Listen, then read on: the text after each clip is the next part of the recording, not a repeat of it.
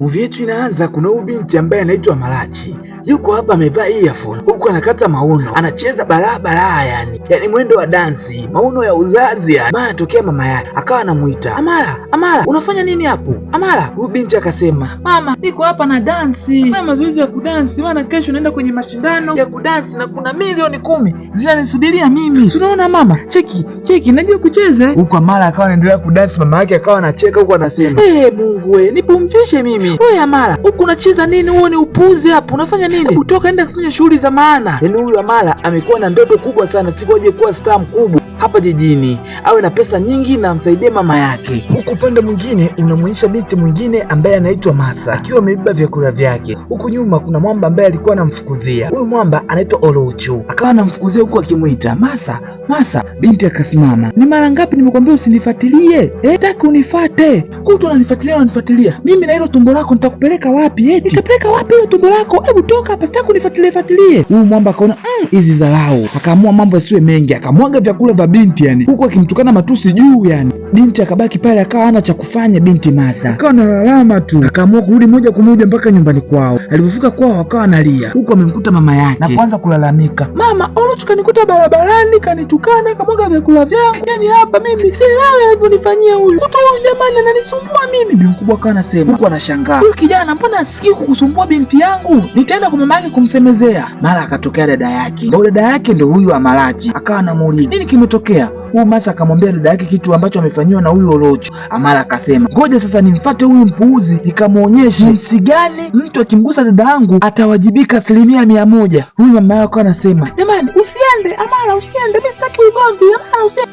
Lakini huyu Amara hakujali kabisa, akaanza safari moja kwa moja kwenda kwa huyu mpuuzi ambaye anaitwa Olochu, ambaye amemwaga chakula cha dada yake. Bwana, yani leo huyu Olochu kazi atakuwa nayo. Na ukimtazama Amara, pigo zake ni za kiume tu, yani za kibabe, hataki mambo mengi kabisa yani. Moja kwa moja akaongoza hii safari yani. Basi Amara akaenda moja kwa moja mpaka kwa huyu mwamba Olochu, huku amebeba bonge la bomba ninavyokuambia, na kuanza kumkimbiza mwamba.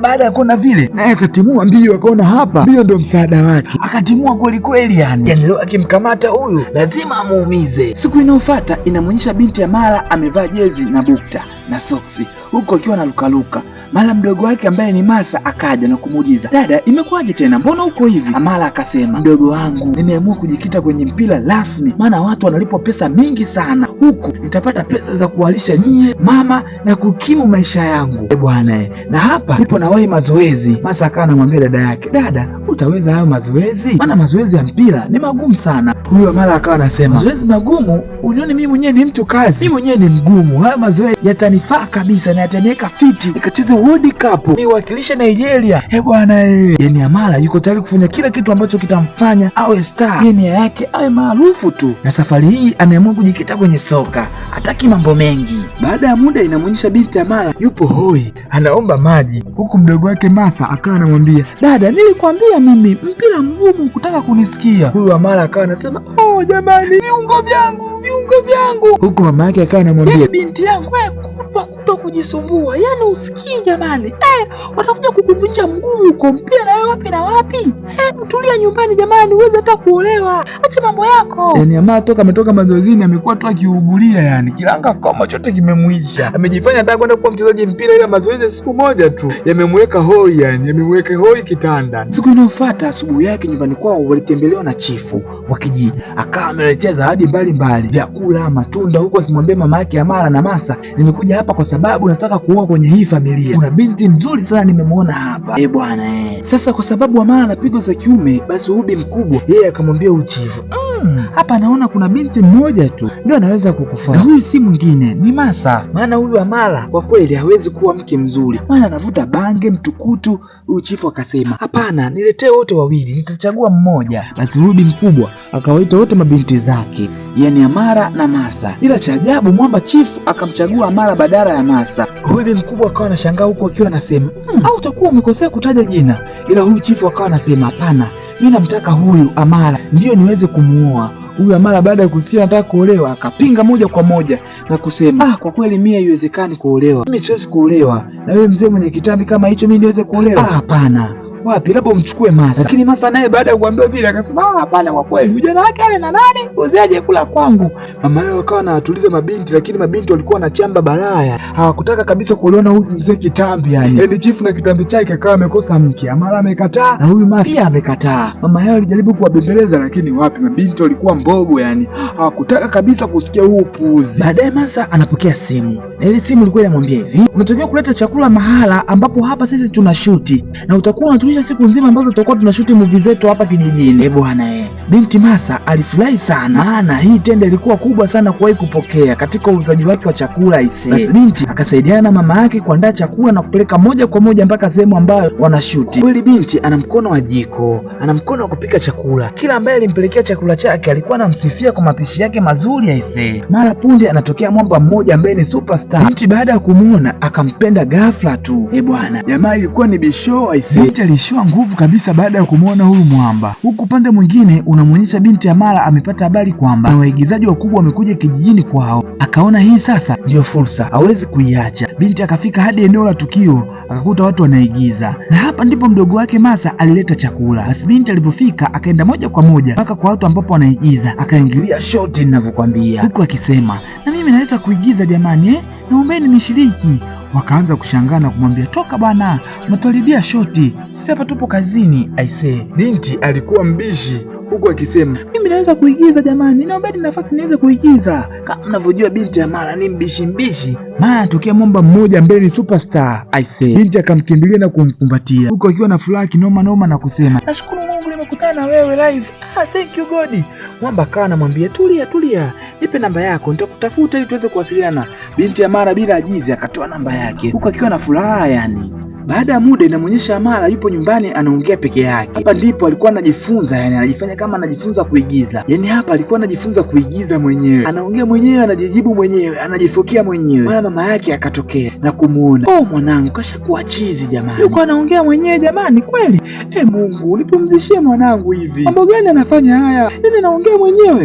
Mara akashika chupa na kuipasua huku akitishia. Takuwa kwa vitu unavyonifanyia. Bwana yani hapa alikuwa zake anapiga mazoezi. Mama yake akawa anaendelea kusikitika tu kwa kumuona binti yake kama amekuwa chizi, ila Amara yuko busy na mazoezi yake ya kuigiza yani, hataki habari. Kashaona chaka la kuigiza, waigizaji wakubwa wamekuja na superstar amechukua namba yake, kwa alikuwa anatumaini kabisa atapata fursa ya kuigiza. Huku pande mwingine inamuonyesha yule superstar anachukua namba ya Masa ambaye ni mdogo wake Amara, huku akimwambia nitakupigia. Na kama unavyojua Masa na Amara ni mtu na mdogo wake bwana, lakini huyu mwamba amechukua namba ya Amara, amechukua namba ya Masa. Ni kitu gani kitaenda kutokea?